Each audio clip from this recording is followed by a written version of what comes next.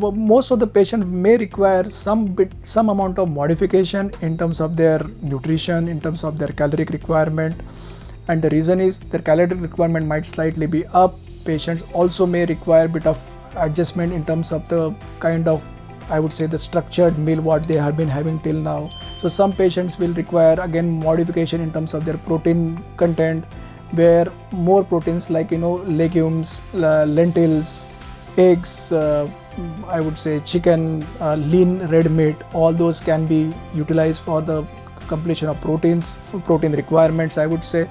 In addition, patients' carbohydrate requirements can be taken care through fruits, which have more of a natural carbohydrates, natural sugars. We normally tell our patients to avoid refined sugars as much as possible.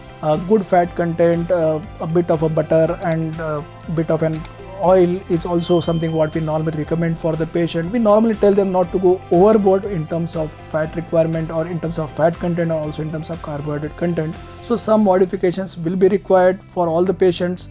Again, as I said, it all depends on how a nutritionist and how treating oncologist will decide in terms of the nutrition plan for the patient.